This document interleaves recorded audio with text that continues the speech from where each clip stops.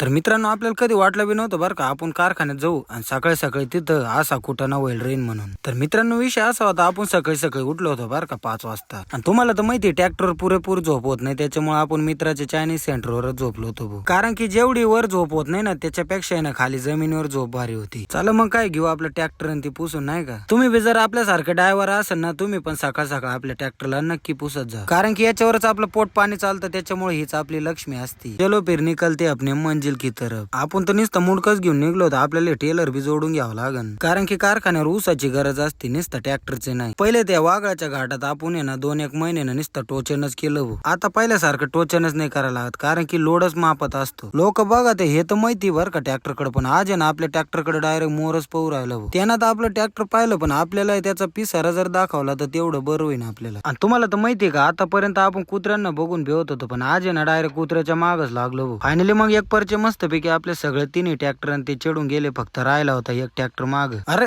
तुम्ही आले का परत? पहिले तर दोघच होते, पण आता तर तिघ आणले तरी पळायला लागले भाऊ आपल्याला भिवून. ते आले लईच राग आला वाटतं याला. तर त्याला फक्त एवढं माहिती लोक आपल्याला भिवते, एवढं नाही माहिती लोक माग लागल्यावर आपलं काय होईल म्हणून. चला आपण निघू आपल्या मंजिलकडे, कारण की त्याचे जर नादी लागलं तर इकडे कारखाना बंद पडाय बसला. ते आले यांना तर इकडे रॅलीच लावली भाऊ. त्यानंतर मस्तपैकी घाटामध्ये आलो, मग काय राहिलो सगळे एका मागे उभं, कारण की तुम्हाला तर माहितीच आपण इथं दर्शन केल्याशिवाय जात नाही म्हणून पुढं. आणि आपल्या मित्राचं म्हणणं आहे आपल्याला काय दाखवू नको, कारण की आम्ही अजून आंघोळीच नाही केलेली. आणि आता काय पहिल्यासारखं टोचन नाही लागत बरं का, कारण की लोड पण मापात असतो, त्याच्यामुळे सगळे ज्याचे त्याच्यात उतरून जातात. फायनली मग सगळेजण एक परचं घाट बीट उतरून चलो फिर निकलते आता परत आपल्या मंजिल की तरफ. आणि ह्या बिड्यात आपल्याला जवळजवळ 1 घंटा झाला दिसू राहिला, पण आपण काय अजून बी पोहोचा नको तिकडे. आणि ट्रॅक्टरचा विषय असा आहे, ड्रायव्हरनं काही नीट टर्न घेतला नाही, त्याच्यामुळे ना डायरेक्ट एक टायर त्या लोखंडाला टेकलं, डायरेक्ट पाठ तेच तुटले भाऊ. आणि ट्रॅक्टरला काढायला काय पर्यायच नव्हता, त्याच्यामुळे सगळे डोक्याला हात लावून बसले. मग काय जेसीबी बोलवलं, त्याच्यानं प्रयत्न करायला लागले तर ते बी फेल झालं. आणि इथं तर वेगळाच कुटाणा झालेला,